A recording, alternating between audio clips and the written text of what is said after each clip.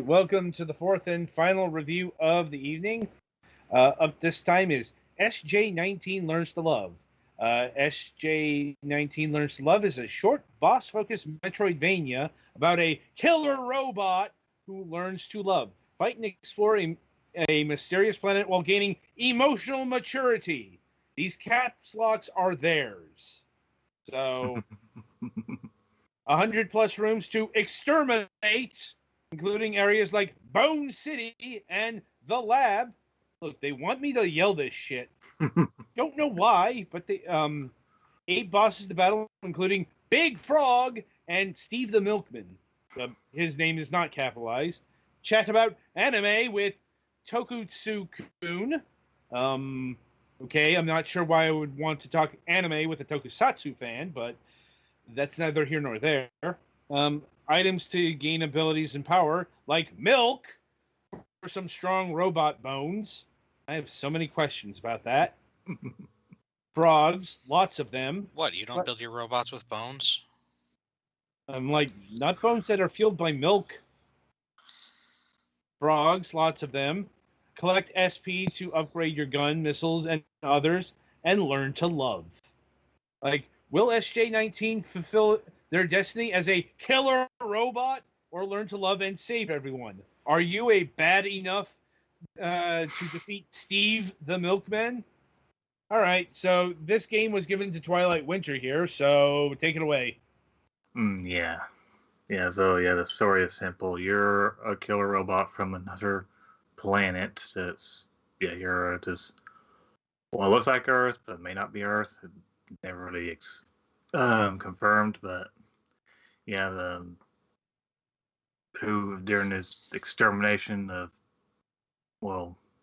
invasion, basically learns different emotions over time through the memories of individuals it meets, and there's also this plot involving this corrupting substance that's corrupting the planet and corrupting everybody and everything, and the game doesn't take itself very seriously in terms of its story. You meet some very interesting characters like the anime fan. Keep forgetting his name. Like Steve the Milkman and the whatever, the Flying Skull, who's a big anime fan. Tokutsu-kun, and anyway, as for the game itself, it's a simple Metroidvania game, mostly Metroid, with as you can see here, you shoot enemies and you have various abilities that you can acquire over time, like the missiles, which are have a cooldown timer instead of being a finite source that you need to collect over time. Okay, I was wondering about that because you did start with the missile, or got one very quickly. Yeah. You gain upgrades that can also reduce the cooldown timer and among other things, increasing its strength, and among other things. Little fairy thing following you around. It's a little robot that you encounter. It's pretty much one of your upgrades. That asks for your assistance with escaping from a flooding tunnel I was in at an earlier point. Gives me the ability to dash, which that teleporting thing I do every now and then. And I keep confusing the missile button with. The missile button's the shoulder button, and the dash button's the top face button. Keep getting mixed up somehow. Is it mappable, or? I never really did check. I just finally got through my skull to which one was which. Mm-hmm. But yeah, your upgrades, you can actually switch out. Every time you acquire access to upgrades, you have a choice between two that you can acquire. And your SP, the number of the points you acquire from defeating enemies, is doesn't act doesn't act as a currency, but more like a score that you have to build up, and you have to meet the certain requirements of SP before you can acquire the upgrades. I'm not sure what the SP is actually supposed to be exactly. I just know it's a score that you build up over time.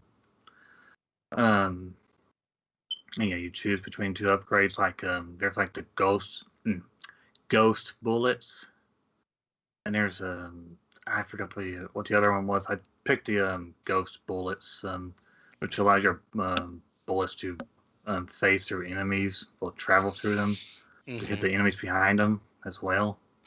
So wave beam or spacer beam, whichever one. Yeah, not basically. Spacer, plasma, whatever. That one beam from Metroid. Yeah, I think it's a phaser beam. Yeah, but yeah, it was between that or the bullet that could travel further. I just picked the one that could phase through enemies because I'd rather hit more enemies than just be able to shoot further. Which, as you can see here, yeah, actually comes to my advantage. I actually found it to be a lot more useful. As you know, yeah, some other upgrades you can acquire from the other instances as well, besides the robot who can give them to you. Like the milk that was mentioned, for example, it increases SJ-19's durability, if I'm not mistaken, allowing them to take more damage. And of course, there's the dash upgrade, as I already mentioned, and there's some other ones. I didn't complete the game. I didn't finish the game. Didn't get as much time as I wish I could have, but I did get a good distance into the game. So now there's also the health upgrades you can acquire as well through these challenges, like the one I've been trying to finish here, where you hit this bell and then get attacked by a variety of enemies, like the beetle and the bugs. And there's some other interesting enemies as well, like the giant frog, Steve the Milkman, who's very hostile towards you for reasons unknown. And of course, there's also the giant flower that I was fighting earlier.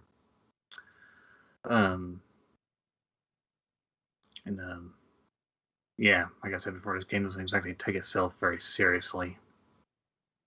And it's pretty obvious as well. Let's see here.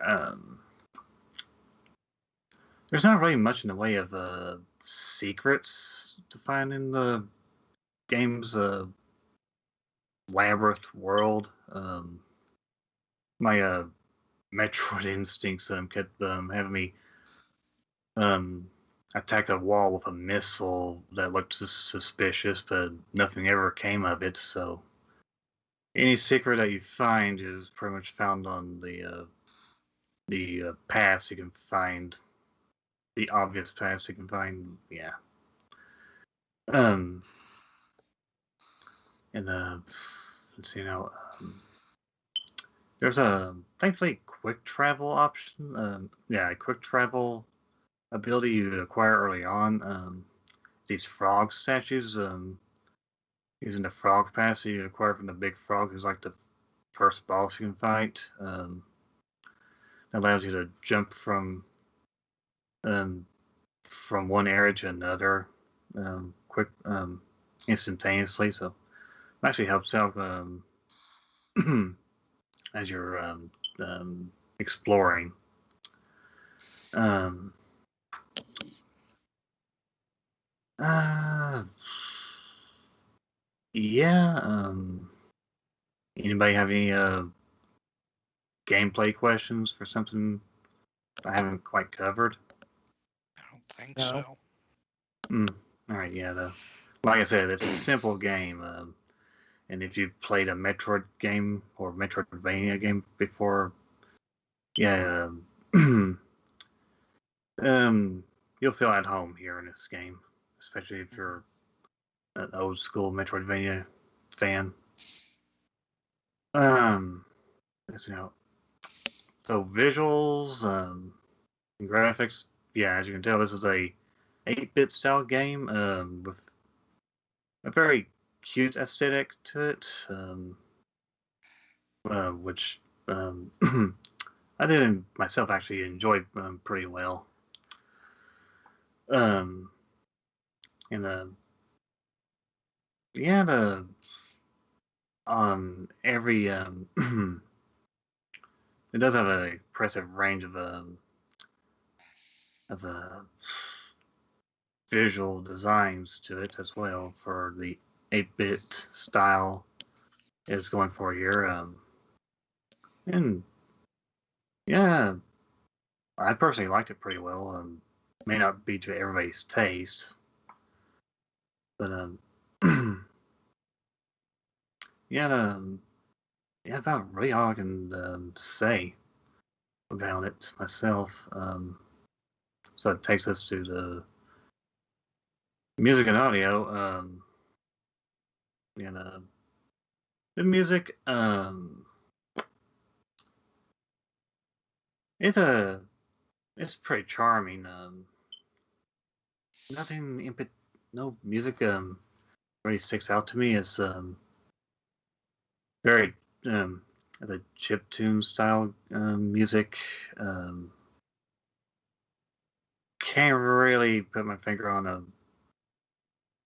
on the style of it that I might be going for. Like I said, nothing really stuck out to me. It's all good and catchy. Just for most part, it's there in the background. Works well with the visuals and the game's atmosphere, and that's about it. Otherwise, yeah, the sound effects, um, they're there. They work.